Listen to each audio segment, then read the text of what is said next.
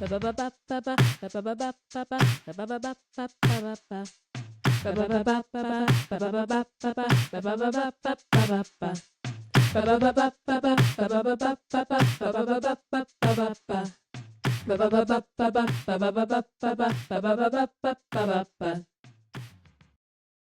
to Up Your Nerd Cred. Did you used to know everything that was happening in the Marvel and DC universes? Did finding out that some superheroes are from Marvel and some are from DC blow your mind? Has keeping track of everything that's happening there and then realizing that we're only talking about the comics universes, not the cinematic ones.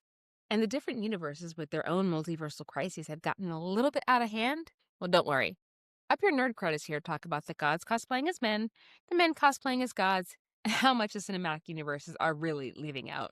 At the end of each episode, you'll hopefully know a little bit more than you did and can up your nerd cred. I'm your casual nerd host, Cece. I've finally gotten my own container of these, the Beyonce, the Sacred Edge drops or whatever. They've been out of stock literally every time I try to get them.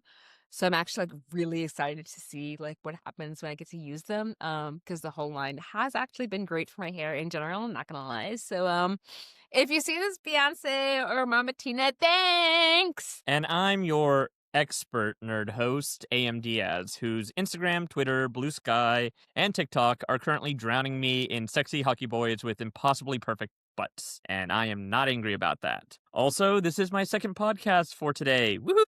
Which means that he ain't new to it. He's true to it. And also is one of the many reasons why he's our resident expert. Nerd. So I do get a chance to ask him all kinds of burning questions each week. And I would like to note, if you're watching the video version of the pod, you've already seen that we have a guest with us today. London Villamayor is an official Uncanny Experience cosplayer, a true mistress of shapeshifting, and we're glad to see you as you are in this place. So, you want to tell us a little bit of something about yourself? Hey, y'all. My name is London Villamayor. You can catch me on all socials, London Hearts U. That's HEARTS and the letter U. I am an official cosplayer for the Uncanny Experience. We lean into the fact that I am a mistress of shapeshifting because I was the first official Mystique for year one, and I have been changing ever since. So stay tuned. There could be a leak as far as who I will be year 4. So yeah. You know, all these blue shapeshifters hanging out, I am not going to be bullied into going into Uncanny Experience just because everybody that I know is going, right? Yes, you are. Yeah, you should. I might be. I might be bullied. I might be bullied into going, we'll figure it out later, okay? But here's the thing. I am, in fact, excited to have guests because, one, of course, I love nerding out with folks. But two, it means that our knowledge base is even bigger, making it even better. All right, look, honestly, the real thing is that I haven't actually seen Heated Rivalry yet. And AM needs somebody to gush about it with. Who knows? I don't know. What do you guys think? I mean, if you haven't seen it, you kind of need to. I guess we're jumping into what we're nerding about. It's a cultural phenomenon right now. See, this is why I'm saying he needs someone to gush about it. But I want to make sure that we're clear that just because we are clarifying the format doesn't mean that we're actually going to skip out on the format altogether, right? Of course, right. So, podcast listeners, what are we nerding out about this week? Just a reminder, you can nerd out about all kinds of things, okay? It doesn't just have to be about heroes and villains. Since Mom Downey was sworn in, women in New York have been covered head to toe. Probably because it's actually freezing out, but obviously it's really because the shawarma law has kicked in. Also, speaking of law, apparently when you're bored of breaking U.S. law, we can just start breaking international laws these days. Woo! And Lindsay Ellis has a piece on Nebula about bluey adults, and I definitely am one because my husband definitely showed me baby races viciously whenever I was having a moment. So, AM, what are you nerding out about? Well, I'm going to save the topic you brought up earlier for when we ask London about hers, but currently I am nerding out about a book series that not book series, a single book, but For Whom the Bell Tolls, Bell spelled Belle, E. It's a series by JC Lin, who is Mhm. a TikTok, Instagram content creator who created a web series about the help desk in hell. And it follows a Love group of that. women and a handful of demons as they basically deal with all the angry souls who come in bitching about the fact that they died and they're going to hell or whatever like afterlife they selected in the universal judgment. And it also follows their different traumas and stories. The book in particular is an origin story to the web series. So it That explains how is the so main character cool. follows the main character Lily as she dies from cancer and ends up going to her own paradise because she did live a good life. But she kind of gets Right. bored with just paradise, so she makes her way down to hell and decides, I get to be a sassy bitch to a bunch of asshole souls? Sign me up. And she decides to create the first help desk in hell. And it This follows her romance with a demon prince and her adoption of a traumatized little girl. This sounds like the kind of thing Yeah. that happens in the good place where they're just like, heaven is boring. What if we go and mess with the bad place? Except with this, the interesting thing about this series is the bad place is not really the bad place. Hell is not about punishment, it's about justice. So Mm. there's levels of hells work in different ways. So, like the first, I think 4 to 5 levels is therapy. Mhm. Like the lower you get down, the more stronger the therapy becomes. So first it's like talk therapy, that's more intense stuff, and the further you go down, once you get past level 5, then it starts getting to the punishment stuff where you're being forced to deal with the horrific behaviors that you have done to other people. Well, okay, that is definitely something to be excited about. London, how about you? What are you nerding out about? I mean, we touched on it, but I am nerding out on the cultural phenomenon that is heated rivalries. It's just, Mhm. you can't escape it. Everyone has It's seen it true. on their timeline, on their feeds, whether or not they've actually watched the show. I I will am say that fully I invested. saw a music video that somebody did to Big Ol' Freak by Megan Thee Stallion, and I have no idea who either of these people are. Oh my God. But based on just that music video of the two of them being just like all kinds of please tell me more about this show and why it is that I am falling behind on missing things. Because let me tell you, I was behind picking up on like K-pop Demon Hunters despite AM's harassment. Ooh, So like, girl. I cannot. Okay. So I with do have a heated rival, toddler. I mean, your toddler is going to love it. Well, not Yeah, heated it's rivalry, toddler friendly. but No, oh K-pop no, Demon oh good. Hunters. Like my toddler can enjoy heated rivalry in like 16-ish years or so. He I can watch mean, K-pop now, but not heated rivalry. Okay, well, fine. Honestly, realistically speaking, he'll probably find it before he turns 18, but I'm desperately hoping to like not have him be. Anyway, please tell me what your thoughts are. All Woo. right. so heated rivalry is literally a love story between two professional hockey players, Shane Hollander and Ilya Rosinov. Ilya. Yes. So Shane is closeted gay, and Ilya, well, technically is closeted, but he's from Russia during the time where there's a lot of persecution. So there's a lot of that story that kind of not hinders, but it creates obstacles for their love to bloom. Originally, it's mostly their sexual tension and the passions between one Mhm. another and navigating that world while staying in the closet because they're both professional hockey players and it hasn't been, Right. widely accepted. But the Right. story in and of itself, like it's such a reflection of how far we've come Mhm. in, I guess, the visibility of a gay relationship and how it evolves. It feels very organic in their relationship to one another. But I also give credit to Nice. both Connor and Hudson because those two actors are amazing and their chemistry is so beautiful to watch. There are Yeah. moments where you're just enveloped in what they're doing. And I mean, yeah. Mention if you watch any of their like behind the scenes Oh stuff, my God, I love their they are adorable together. their chemistry is like, oh my God, I absolutely I love it. honestly And thought they were legit dating in real life. it's so crazy because there's so many other like shows that have had that kind of chemistry between actors. Like even when To All the Boys first came out with Largy. Oh my God, why can I not remember your real name?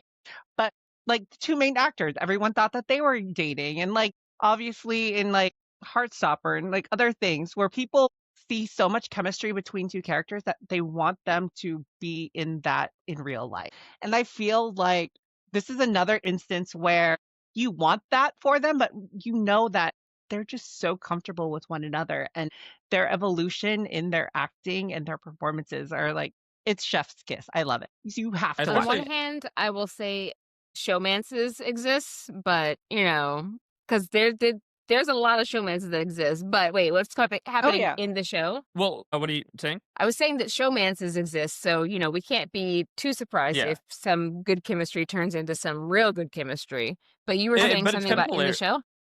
Kind of hilarious that the two actors, like, in the show, Shane is like the kind of more meek, soft one, and Iliad's more like aggressive one. In real Mhm. life, the actors are flipped. The actor for Shane is Very super true. raunchy, super like dirty, and the other one just is like, "Oh my god, I can't believe he said that." I mean, it's worth noting that of the two dudes who were in the Zendaya movie, the tennis movie, the one who was like, Challengers. yes, challengers. Yes, challengers. The slut in Challengers went on to play the priest in Wake Up Dead Man. So maybe we just have This some is real good true. actors Range. on our slate. So But yeah, no, I'm it's gonna very slightly change the topic though, because realistically speaking, I feel like if left to your own devices, you're just gonna turn this into why heated rivalry is amazing, and it's gonna be like somebody's like, wink spank. honestly, we really I could have turned this mean, into a heated rivalries episode. See, I've yep, no. literally watched the show like 5 times straight and then like the last 2 episodes at least 10 times, like on its own. It's that good.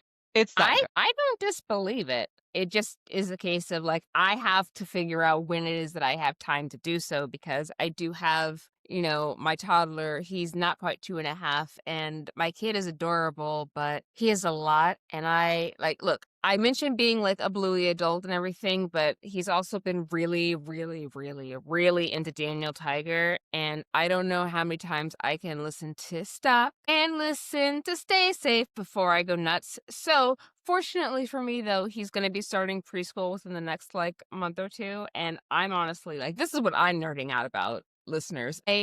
I'm gonna put up so many shelves, okay? Mom has had me reading The Handy Girls Can Fix It since I was a small child, and now I'm Little Miss Home Improvement. So I'm gonna be putting up shelves. I'm gonna be painting. This is the stuff that like I am excited about. And maybe after a while, when he is at preschool, I can take some time to watch Heated Rivalry, and hopefully, maybe if the show goes the way that I'm expecting it to, I can have a few minutes by myself to knock some stuff out before I need to Well, go and allegedly pick they're the kid up. getting 2 to 3 seasons, so I think season 2 has been greenlit, season 3 is in the works. yeah, because there's like 3 books, I think, right?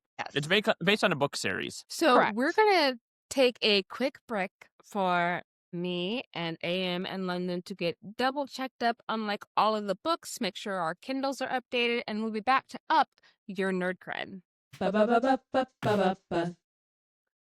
So, welcome back, podcast listeners. As we start season 2, AM and I want to take some time to highlight how much nerd culture is about more than just DC and Marvel. Now, don't get me wrong, comics are the center of their own multiverses, Barry, but Saturday morning cartoons, aka the 80s and 90s,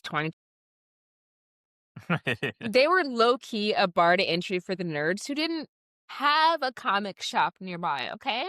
Even if you missed an episode or 7, generally speaking, you were still going to be able to follow along with whatever was happening to the characters that episode. And the official commercials for the merch invite you to make your own version of the universe. I Thank you, mean, sure, regulations. there's probably a bunch of kids who played with these toys who just played with them and kept it pushing. But sometimes something magical happens when you're playing with yourself. Should we put PG on this? And by that, I mean sometimes the toys we played with hit a little differently for us. I don't think you're making this better. They were entries into self-realizations, a chance to be normal, and a chance to practice being extraordinary. Mattel and Hasbro spent a lot of ad money trying to convince us to get toys, okay? All right, so let's start by formally introducing some of the toys that we'll be talking about that really, just kind of hit different for us, right? So we've got the toys He-Man and Masters of the Universe, which was, of course, a Mattel toy. We first saw them on TV, the He-Man and the Masters of the Universe show in 1983. And then we have She-Ra and the Princesses of Power, also created by Mattel. And she also showed up on TV in 1985 in She-Ra and the Princesses of Power. I feel like we, As we a kind of got spin-off of the this. He-Man series.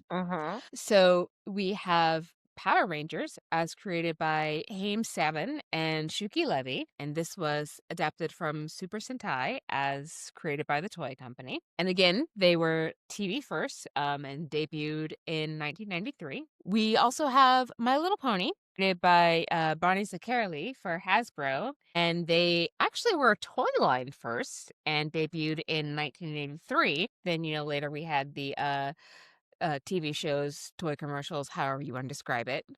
Then we have the Kenya dolls, as created by Marvin Glass and Associates for Shindana Toys. And that toy line first came out in 1988.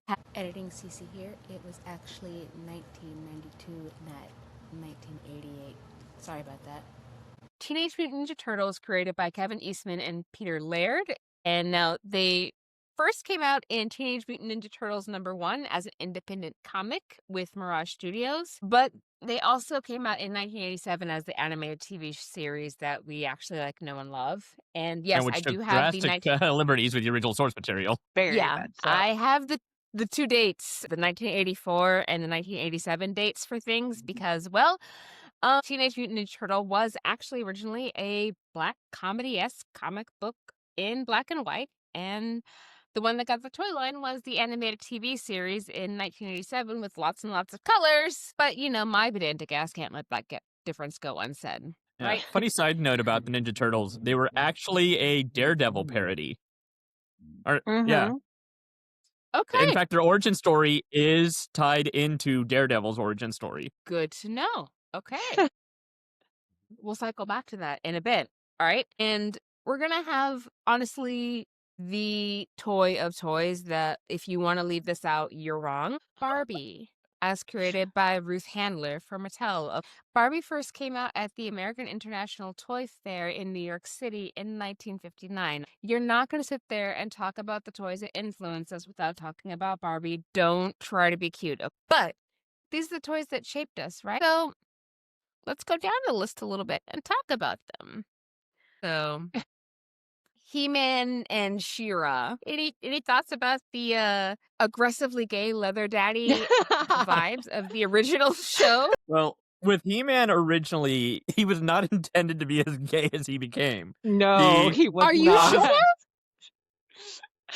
He was originally supposed to be basically a Conan ripoff. Yeah, very much Which, so. granted. And Conan wasn't Not originally, no. If you read the original books and all that stuff, he was supposed to be very masculine and all that stuff, but that's not helping you beat the allegations, bro. Yeah, the original mythology for He-Man was very much a sword and sorcery, simple type of thing. But then when they adapted it for cartoons and commercials, suddenly it was like, all right, well, we need to have him have Clark Kent super identity, and we need him to be the complete opposite of the super mask He-Man. So then we suddenly have Leather Daddy He-Man and pink baking twink Prince Adam, even though they looked exactly the like. It was so crazy because they also kind of queer coded him too with that. His color palette 100%. completely like wow. Yeah, pink, like the lavender purple, and and the pink. lilac. Yeah, it was amazing. I mean, Not to mention the that page boy sassy little haircut didn't Bob. do him any favors. the bowl haircut. Because he's just like toss, toss, toss, toss. Okay, toss. he was Glinda before Glinda. was I'm just hilarious. saying. Yeah, and it's like honestly, was there anyone more popular than Prince Adam? I mean, I feel like his twin sister Adora was more masked than Adam, in my I said opinion. popular, not mask. I said popular, not mask, because Well, let's be popular honest. as well. yeah, because the thing was, She-Ra was a amazing, not just toy line, but the show itself. It was so much more complex than He-Man ever was. Oh, for sure. Yeah, well, that's For the reason sure. why we have, Kevin Sorbo, who's salty about the fact that Xena was way better of a show than, Yeah. Hercules ever was. Oh my Yeah. god. But, Yeah, also, because like, She-Ra I had would the like whole to thing about, like, He-Man was this basic, simple hero thing. It's like, oh, well, he's this, meek character who transforms into a super-powered, muscle man and fights the evil that's constantly attacking. She-Ra, on the other hand, was, I was a kidnapped child and turned into a child soldier by the villains, and I helped subjugate an entire planet, and then I realized it was all wrong, and I am now fighting for rebellion. The thing is, Shira was considered a children's version of a soap opera back then. Like, if you really think Mhm. about like how complex her storyline was in comparison to Adam. I feel like a fair. lot of people like completely disregard the fact that there are so many complex stories that were there that like really catered to the idea that there was more to a girl, you know? And I I love it. I love it. It Yeah, was yeah, the I fact that amazing. mean, she was a it's former war criminal turned into Yes. a freedom fighter, that's amazing complex for a children's show in the '80s. I was gonna say, like, this is 1985. It's not like girls are, like, actually we haven't even had the Spice Girls come out for another, like, 10 Oh, years or so. So, like, Yeah. having a relevant girl who isn't just a token is actually, like, pretty cool. But I do also want to shout out, by the way, the reboot that they did because oh, just I personally contend that "Hey Adora" is the gayest catchphrase. Oh, uh, Okay? 100%. Like, oh my god, yes. I know that I'm sure that there are That other things that are gayer, so to speak, but let's be honest, the way that Catra is just like, what should I say, purring Adora's name? Like, come on. Come No, it's on. like, the fact that the reboot went so hard into delving into the queerness of the original series. Yeah, for sure. Yeah, I Yeah, think that was also a but but success. yeah, I will and, say you that know with like Prince Adam and She-Ra and Adora, like with the two of them being theoretically like the like ideal, like this is like the most masculine form, this is the most feminine form. Like, look, if you're gonna have like compulsory heterosexuality, at least make it hot, right? Muscles on and muscles on muscles. they Give me a did. giant woman, okay? Like, have me saying mommy to somebody. I don't care. And then the fact that, especially for the He-Man toy line, it's like they went hard into that. It's like Oh yeah. everyone was like molded into these perfect physiques, even though they were oddly squat. And that toy line went insane. It was like one of the most popular toys of the '80s. Went on well longer than it should have, probably. Like, I think they were still Very much making so. toys after the show got canceled. They had Yeah, amazing but play Yeah. sets and rides.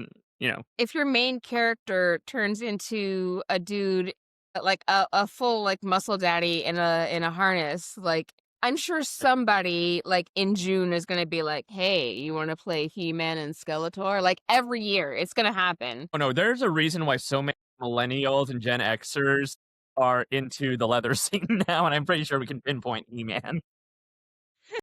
I mean, I will say that we had Robin Hood the Fox who have a lot of furries, so like, I guess the media is turning us all like, gay and furry and whatever else.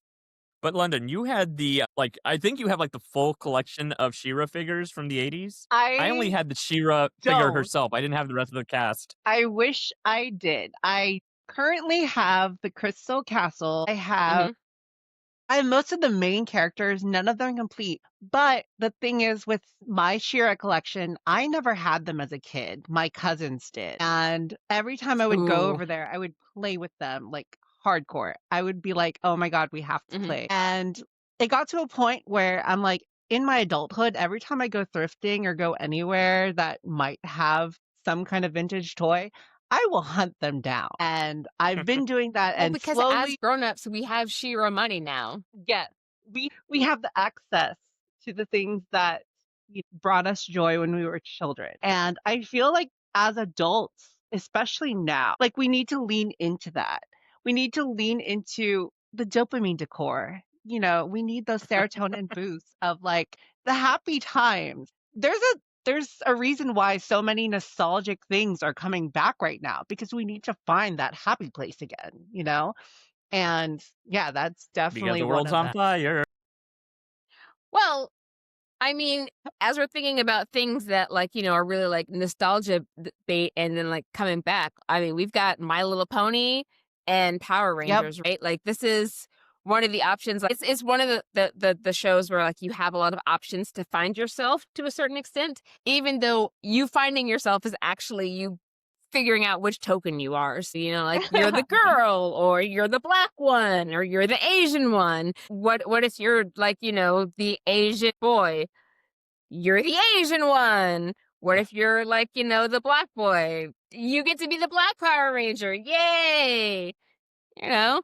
I can honestly Whee! Yeah. say I hated that when I was a kid. Listeners and viewers, for those of you who do not know, I identify as a trans female. So pronoun she, her, or mermaid, if you want to call me that, that's fine.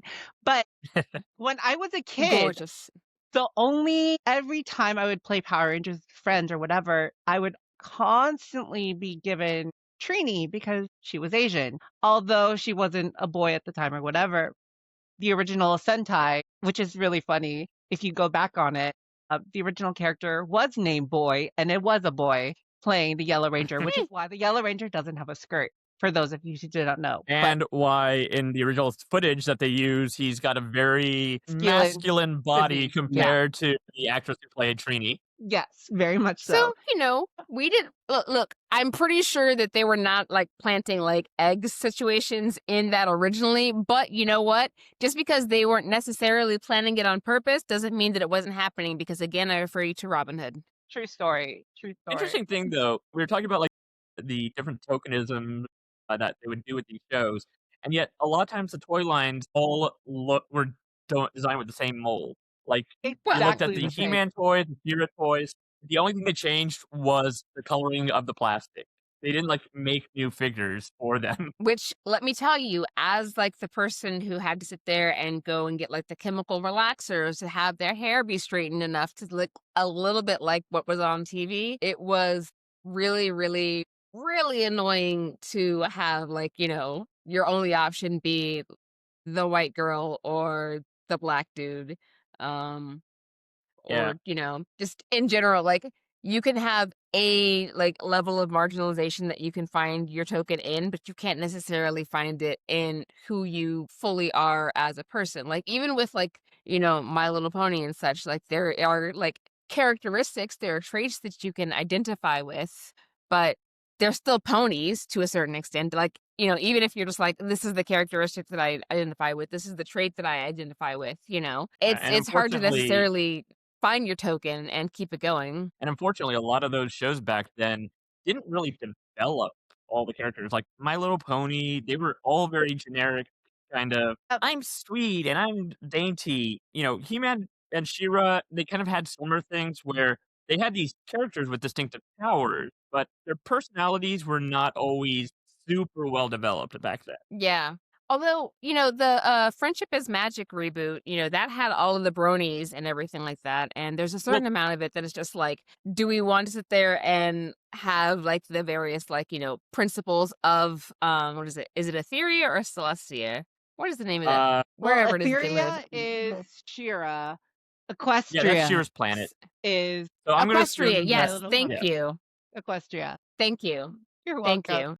you. But like, there's certain like, principles that you have to Equestria or whatever that you're having within My Little Pony as like in a grown up thing. And like you have all of these bronies who are just like, yeah, these are like I literally saw someone who was basically trying to say that the values of the army and the values of Equestria are more or less the same, and that's why it is that they got into My Little Pony. And I fully, totally respect like the bronies getting into it, but honestly, I do think that the original My Little Pony, if you had told a 20-something-year-old dude, like, you're totally gonna have like a pony that like really like reflects you, they probably would have wanted to fight you at that point when it first came out. So I mean, I can see I guess, the military aspect of the brony. I feel yeah. like at the end of the day, My Little Pony was like a gateway for a lot of kids, Hmm. especially queer kids. I feel like, for me personally, when I was a child, I was obviously a little boy, so I was not allotted doll across the board. Boo. Exactly. For the most part, like any doll that I got or I had the opportunity to play with was because of my cousins or because of my friends or whatever. But the one thing that I was allowed were My Little Ponies because they weren't necessarily dolls. They were horses. They were like little ponies. So it was, I guess, like the gateway as far as like, oh, you can have this one toy. But most of my ponies when I was a kid were mostly like the greens or the blues, the darker colors. And I had a lot of the bronies as Yeah. like ponies growing up. But I feel like moving forward into the future with like Friendship is Magic and then like the new reboots of My Little Ponies, again, I think they've tapped into a market of people who are learning to express themselves through the things that they love. You know what I mean? And Yeah. I think it's a safe space for them to do that. Because, yes, you'll have parents who are still like, no, you can't have that doll. No, you can't have, Yeah. like, you can't have those things because that's not gender specific to you. And again, why are we throwing these things on children where they're still trying to express and to learn who they are? Like, you know what I mean?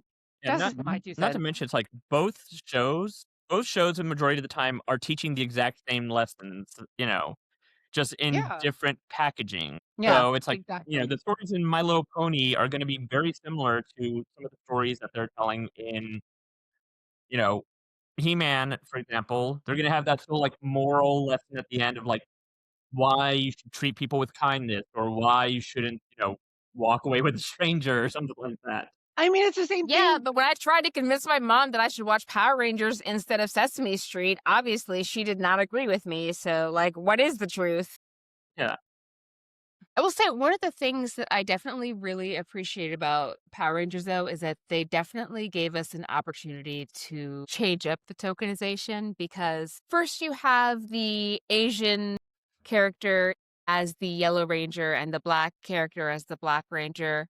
But then, like, you have the Asian character as the Black Frog and the Black character as the what was she, like, the Yellow Panther? Bear. The Yellow Bear, yeah. So Karen Ashley and Johnny Young Bosch, by the way, were great. Honestly, if you ask who my favorite Power Rangers are, Johnny Young Bosch had Yeah. me like having like emotions and such. And Karen Ashley, I just thought that she was so cool. And yes, I'm aware of the fact that you have met Karen Ashley on more than one occasion.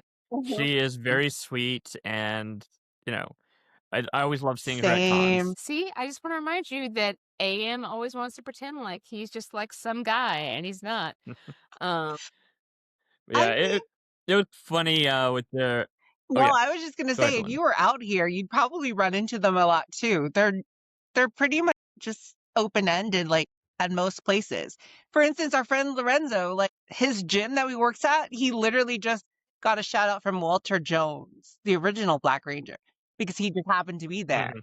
Like the first time I ever met Karen, I I literally mean, was in a restroom and she needed a tampon. And I'm like, they're Yeah, normal it's like people. I ran into David, just Yost, and because I Billy have not just because I don't the work Golden out at Girls the Live. gym doesn't mean that, like, I can't, like, tangentially find out Walter Jones, okay? He actually, he ran into a friend of mine at the bar whenever he was here in Brooklyn a couple bits back, so I could have gone. I could do cool stuff, but let's be honest, I am lazy. Fair enough. So, like, all right, like, I'm not gonna lie, like, there is a reason why one of us is a casual nerd, right? And one of us is an expert nerd. And it's because one of us actually puts forth the time and effort to go forth and meet people. And that's why And I've they're got the credit uh, card debt to to prove it.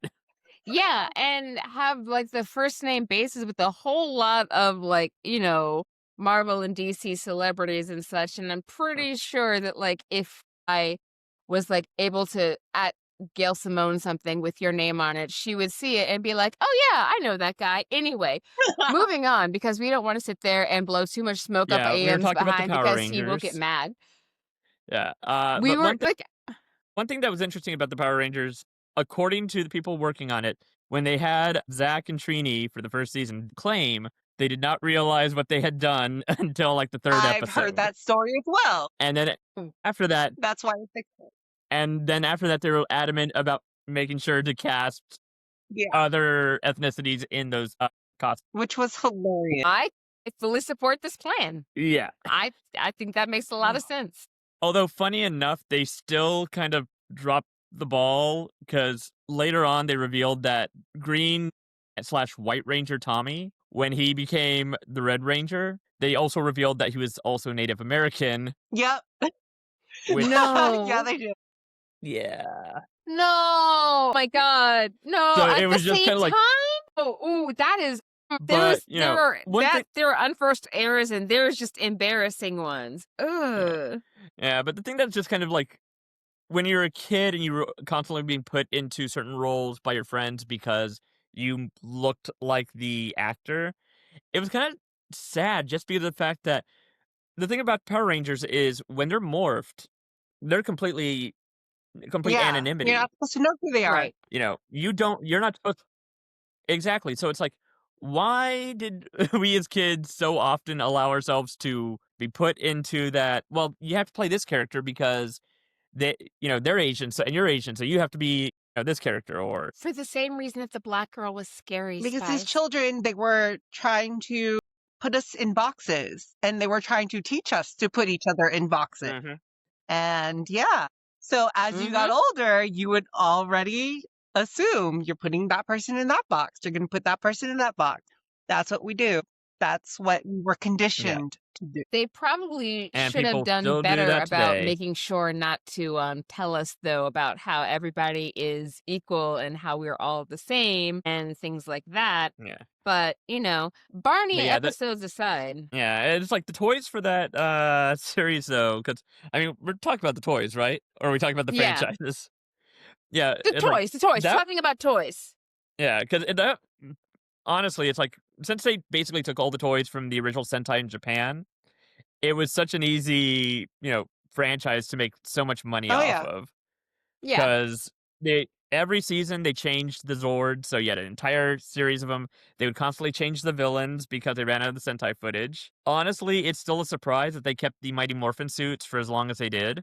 Well, that was Yeah. Saban Because and But Bandai's way of saving money, which is yeah. why they kept the same suits for multiple Oh, seasons. Because every season in Japan, the Sentai would but it change. got yeah. but they also spent a massive amount of money to get the Sentai to film new footage from with the Sentai actors so they would have more footage in the States. So it was I just like just want to it would have point made out that more I sense to just like remember the take Putty the Patrol rolling up the hill in a thing that was very clearly like this Putty Patrol was rolling down the hill as they rolled the video, and now he's rolling back up the hill. Like, well, they're y'all are sentient. But it's like it would have made more money just to like use one of the other Sentai series since they were already using the Zords from that series. whatever works. Yeah.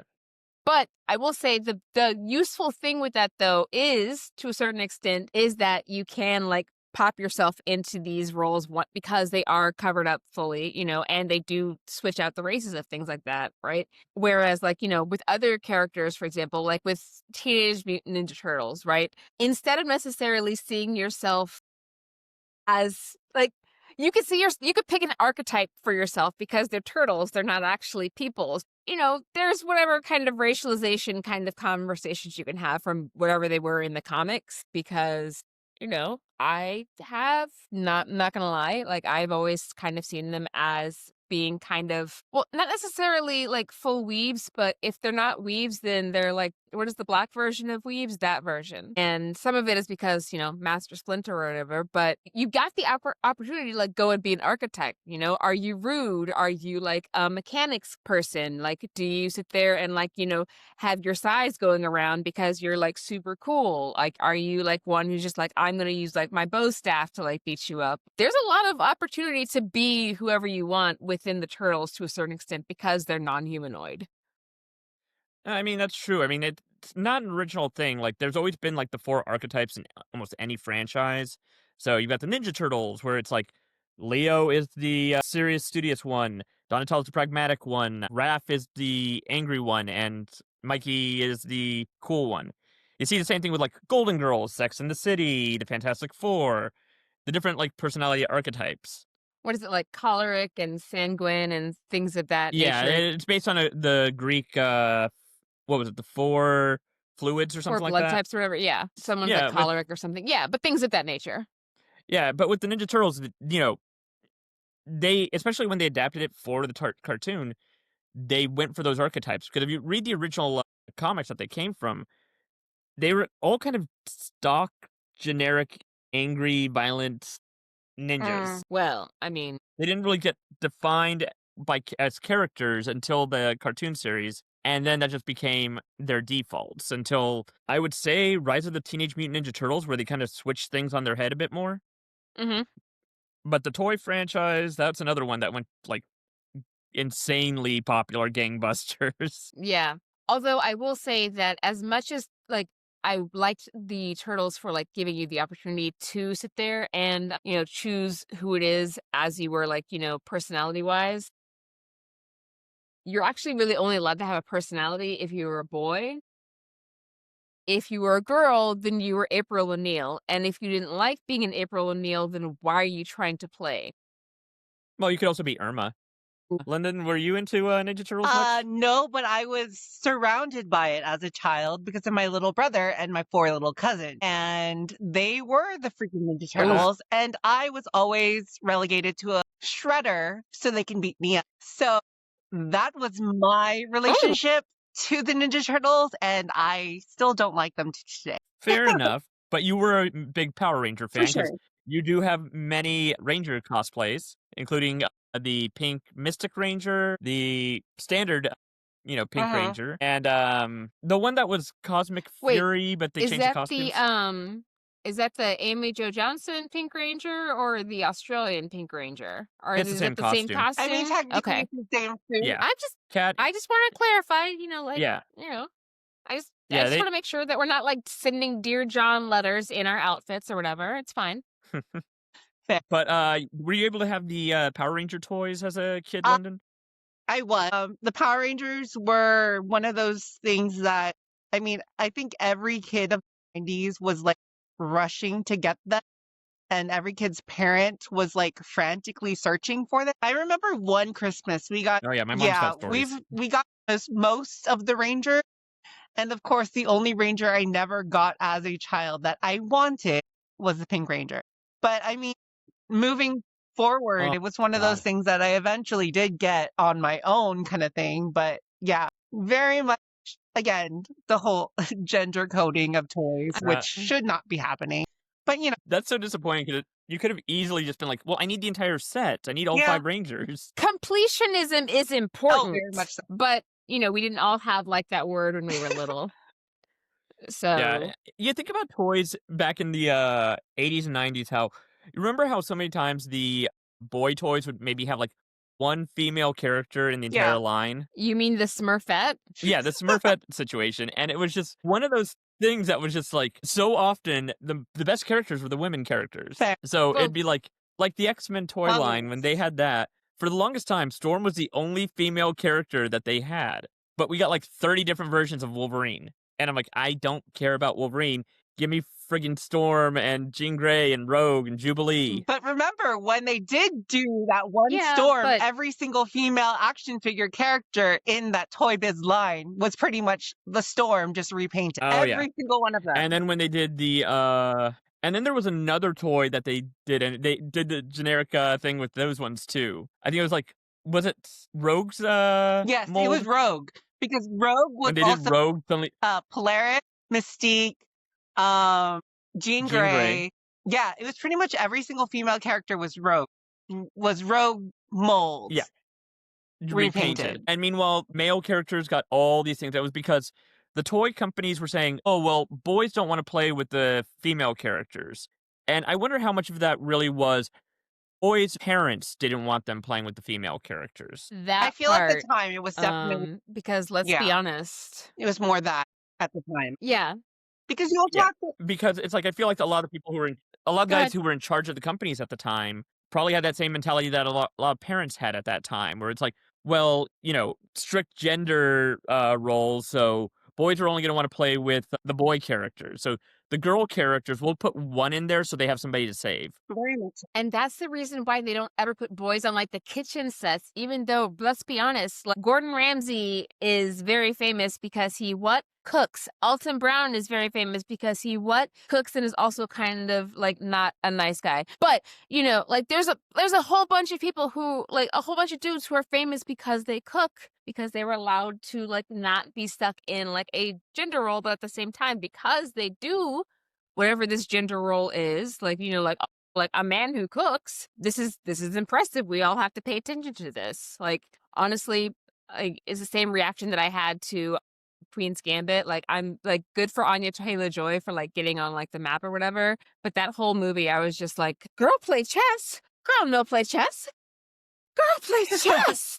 Like it was. There's so much time that they spent like not giving any like women, girls, any of it. Like we kept getting such short shrift, even though realistically speaking, girls are the reason that the like comics industry stayed afloat to begin with, because Archie comics are the reason that the comics were able to keep going. But if you want to hear more about that, you are going to want to hear back to the Wait, Which Age Are We Talking About episode. Not important. What is important, though, are the dolls that we had for the girls and the dolls that they actually made for us to see ourselves. Like, so for example, I'm not going to lie. I loved my Kenya doll. I also had a Huggy Bean, but let's cycle back to my Kenya doll because she was glamorous. She was fashionable. She was very cool. And you know who else was glamorous and fashionable and very cool and was able to like live 15 billion different lives? That's right.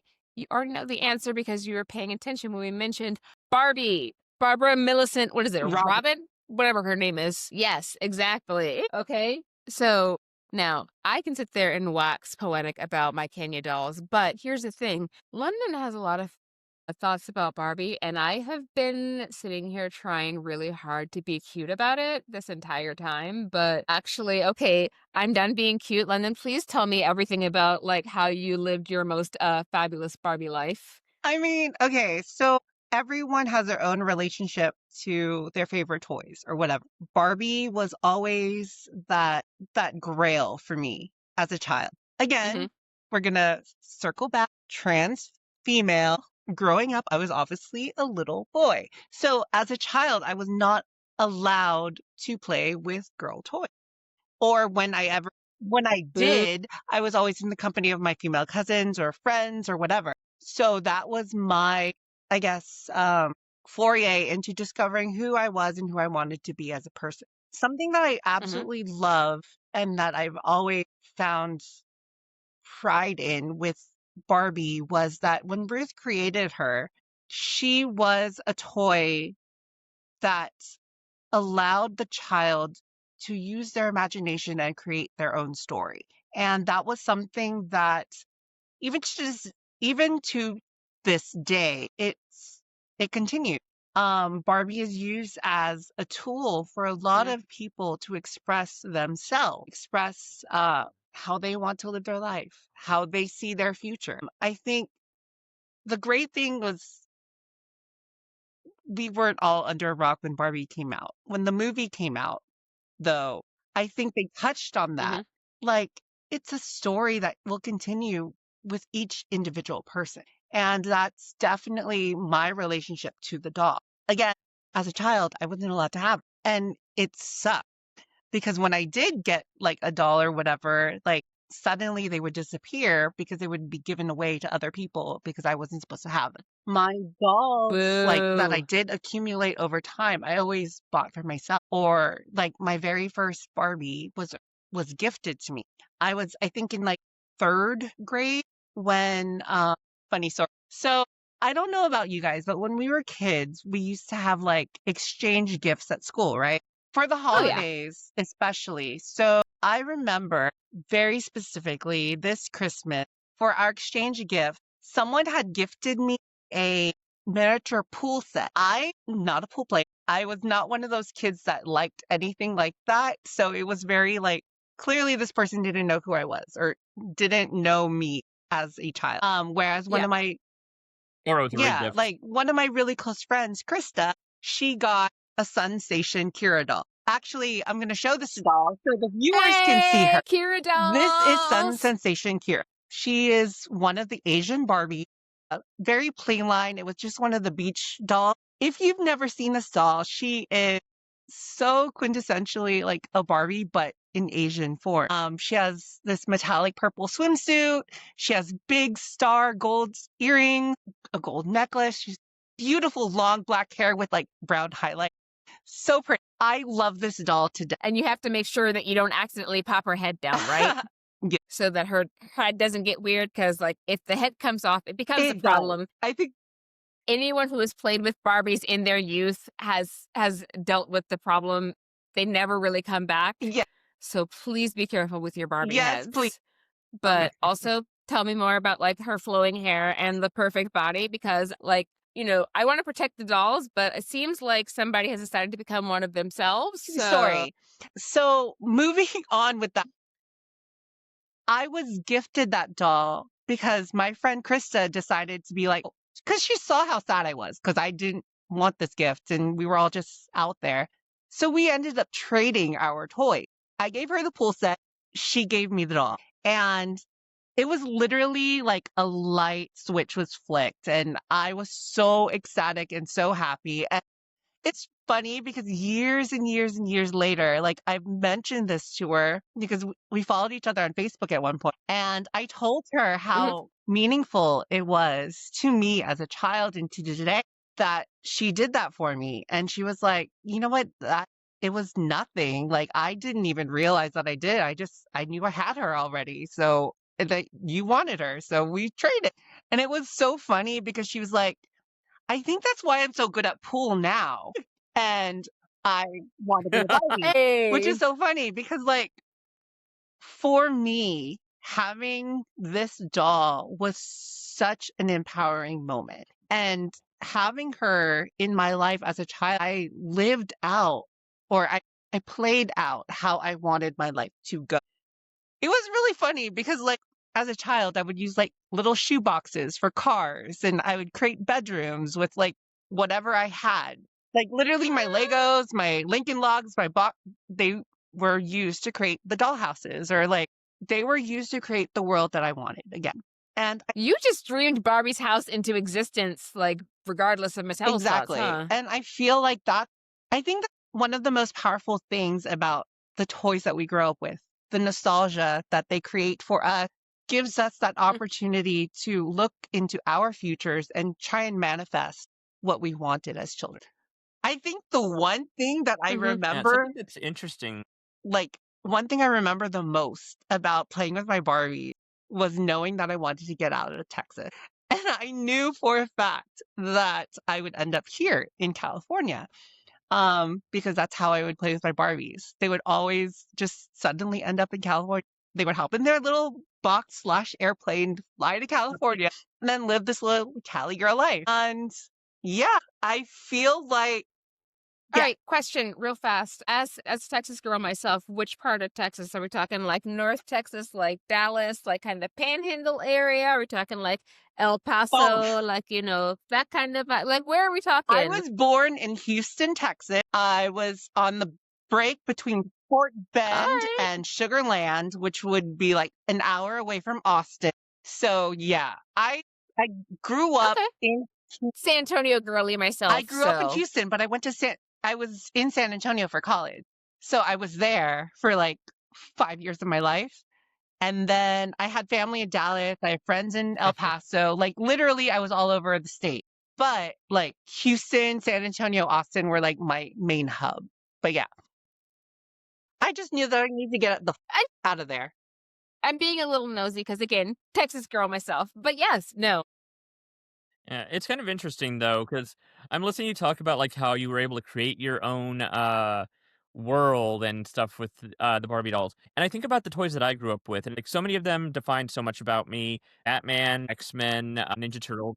But all of them largely required me to follow the guidelines of the Yeah, franchises. Most of the toys that I grew up with did not allow for that kind of like yeah, imagination. You could do stuff with your on your, but because it was like it's Batman, you can't really imagine him going to, going on a date or moving to a different city yeah, or something like that because that's not what Batman no. does. That's So it's like true.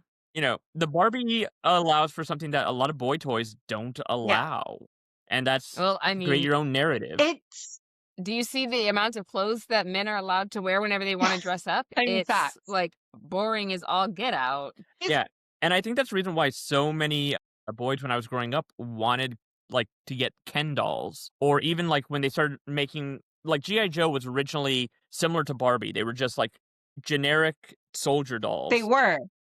I think that's the reason why a lot of boys when I was growing up wanted those toys because they were not defined as strictly as like the cartoons and TV shows did. They could create their own narratives with it. I feel like True.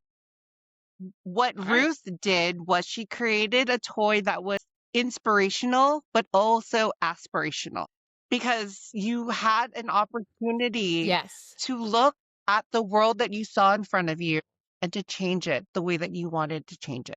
You know what I mean? Whereas, like, there are some other toys that have Mm. those inspirational aspects to it, but the aspiration of it all is something that I feel isn't as prevalent. Because even with G.I. Joe, like, yeah, they're similar in design and aesthetic and stuff like that, but there's still a narrative and still a Especially the story old that dolls. comes with that G.I. Joe. He's military. He has a role to fulfill. That's what he's doing. Whereas you give a child a Barbie, Ken, Kira, Midge, Christy, whoever. I love them all. Skipper. You You get to you got to choose what choose their the role is. role that you wanted out of your life and create. You can even be an Allen sometimes. Or I love Midge Alex. and her pregnancy. Love them. But yeah, So, like I think that's something that how do I put that? I feel like that's something that Mattel themselves has lost. And I feel like they need to get back to it in order to mm, succeed. They're constantly chasing the bag and not nurturing the minds that will provide the bag for them. Does that make sense? Mhm. well, part of the problem is that capitalism has very short-term gains prospects, which is the reason why like their main focus is making sure that line go up as opposed to um recognizing the things that are actually useful. Like we don't actually want Hasbro, we don't want a battleship movie. We want more like active movies that are about more than just, blow 'em up things. It's not that the Barbie movie was so successful because we wanted to blow 'em up. If we wanted to blow 'em up, that's what Oppenheimer was for. Facts. Yeah, it's kind of But interesting. It's like the same issue that Barbie is facing is the same issue that Legos has. Like Legos are become so much more popular, but they're also so much more expensive because a majority of Lego sets these days are licensed for specific franchises. So yeah. Sonic the Hedgehog, Super Mario Brothers, Batman, Harry Potter, and it's kind of lost the just like where you would just get like a And bucket of create Legos something. and just create your own world. If you want to create your own Batman, Exactly. yeah, you could create that ideal world. You could create that, or you could create your own Batman if you wanted to. But it's up to the child to decide. Yeah. All right. Well, we are going to take a quick break and figure out what it is that we can actually build with the Lego sets that we currently have, and we'll be back with our thrilling conclusion. Welcome back to our thrilling conclusion. So, on the toy front, I will tell you that generally speaking, my preference in trying to figure out if something is a girl's toy or is a boy's toy is it designed to go on or around genitals? If it is, it's probably not a toy for children anyway. And if it's not, I think it's a good opportunity to like let your kids see, what it is that they are able to create. Like I had Hucky Bean. Hucky Bean and I had all kinds of adventures when I was a kid, right? In London, you and And Kira. my little Kira, she gave me an opportunity to think for myself and create a world that I actually want to live in. So, yeah, she was my strength growing up. And yeah, I think that's really important for all of us to think about nowadays. Yeah, AM. Well, for me, it's like I grabbed two of them because when I was really, really young, Kira kind of just always stood out to me as this just really powerful feminine character. And it was something when I was a kid, I was honestly a lot more interested in the female characters than the male characters a lot of times. Mm-hmm. She-Ra, Tila, Lady J, Scarlet from G.I. Joe. these characters, really just kind of drew me in. And this is the more modern version. Unfortunately, my 80s version is kind of lost somewhere right now. But Hey, Adora. then I also grabbed Power Rangers because this was one of those where it was like they were such idealized teenagers and the kind of characters I wanted to grow up to be when I was a kid. Mm-hmm. You know, the ones who stood for something stronger, who knew right from wrong and tried to make the world a better place. You know, kind of like with what London's saying, it's like the world that you want to see. These characters very much shaped who I was as a person, my morals, my optimism, and just my hope for everything to turn out for the better. Yeah, I mean, Huggy Bean was apparently like one of the first like really like mass produced like dolls for little black girls, and having a doll that looked like me, like it was amazing. I will tell you that when we first saw like Ariel as played by a black girl, I completely bawled. When we had Tiana, I bawled because having a princess that looked like me was like, it was hard to do when I was younger, like, and now my niece has, options. And London, like, I imagine like you've had like a lot of moments where you're just like, I have become my own wildest dreams. Like you've become your own like Barbie doll, A true like even story. better. True story. So, I feel like, and Align can attest, he's seen my wardrobe. It is predominantly Oh pink. yeah. People know that if it's pink, will London like it? Oh, yeah, 100%. It's one Hmm. of those things where you kind of become the idea that you had in your head as a child. And mhm. that realization when you can look at yourself now and think about who you were then, like you should be proud of who you are. And the Yeah. representation is what matters. Like just being seen in the toys that you grow up with, in the media that you consume, it's so powerful and it makes you want to keep going. And that's what we're going to do. We're going to keep going. It is honestly a lot more affirming and important than people give. I know that everybody says representation matters and they're just like, oh, representation. But honestly, being able to see who you actually are as opposed to trying to put most of yourself into a box that doesn't really hold you, it's so freeing. It's so freeing to not feel like you are making yourself smaller, hiding part of who it is that you are, to be able to like actually see yourself somewhere, to see somebody who is like you.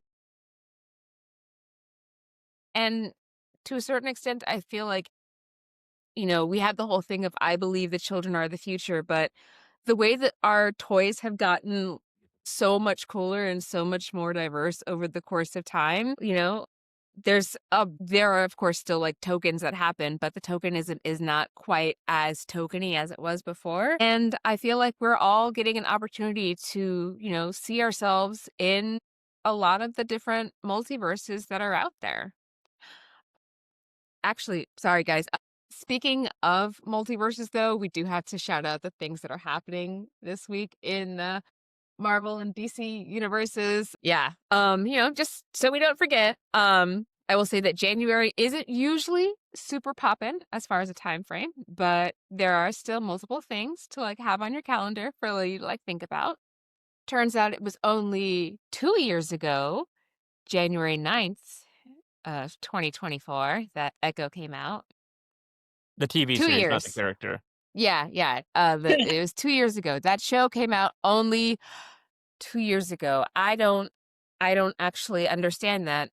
Although I suppose in theory it does make sense because WandaVision came out January 15th of 2021. And let me tell you, if you want to know WandaVision's biggest fan, it's AM right here. That could be let me tell you, contested.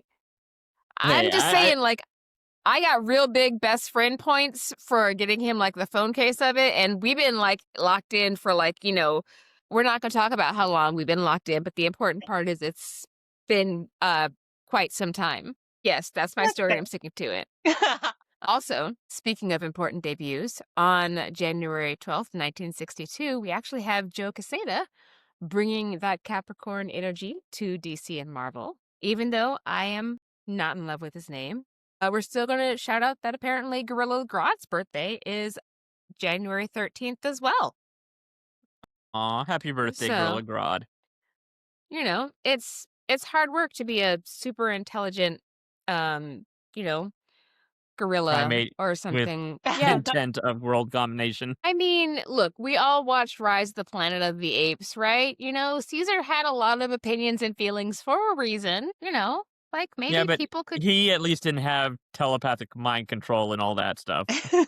I mean, he didn't have telepathic mind control, but a silver tongue, rhetoric can change all kinds of minds regardless of thoughts. And I feel like to a certain extent, like, the apes didn't really have like a lot of rhetoricians in their ranks. So anyway, I feel like it was probably easy for them to be swayed with things. I don't know. I feel like we're Listeners, getting to weirdly topical territory here. we have in fact come to the end of our podcast, right? I know. I know. How is it over so soon? Well, don't worry. Good news. Our next episode is coming out next week. You're also, of course, more than welcome to listen to this episode again if that's not fast enough, or join our Patreon. Nerd cred takes time to build. But if you can play well with others, you're bound to be very, very popular. Now it's time to mention that we have an Instagram. We're on Apple, Spotify, YouTube, and we're working to expand our reach. If you like the episode, make sure to rate, review, and subscribe, especially if you're trying to up your nerd cred. You can follow us on Instagram at Up Your Nerd Cred Pod. If you're looking for me across platforms, I'm at Kira C. Davis, CIRACDAVIS. And I am AMDS Art or AMDS_art. Come yell at me about continuity errors and show me your fan art or either way. And London, where can they find you? I am London Hearts You across the board on all socials. LONDONHEARTS and the letter U because I love you. Thank you so much for being on me here, too. London. Love you. Love you We're guys. so glad to have you. Thanks for having me. Of course. Hopefully we'll bring you back on again soon. For sure. Fingers and toes crossed. Okay. Maybe Well, and after if you you guys guys have- both finally watch Heated Rivals in its entirety. We can make that maybe a future episode. Then it's just going to be me sitting there just being like, but it could have been gayer. And you're going to be like, how? I'm going to be like, I don't know. Make it gayer. Honey, honestly, this one might be gay enough for you. I concur. I feel like sure, but yeah, you'll be cis. Listen, You'll I be would just satiate. say based on the short, like I said, that big old free chorus video that somebody did, I might be willing to try to figure out whenever it is that I can get the toddler to actually go to bed and then I can watch it. We'll see what happens. So, Well, guys, if you have a burning question that you want us to discuss so that we can up your nerd cred, make sure you like and subscribe, leave comments, and if we pick your question, we'll shout you out in the discussion segment. and also, as I might have mentioned earlier, we have launched the Patreon, and so you should definitely follow the link in the show notes to join it. Also, though, you should get your friends to like and subscribe too, right? And your family and your coworkers that you trust not to be weird about listening to the same podcast as you, and perhaps your physical therapist. And good night, everybody.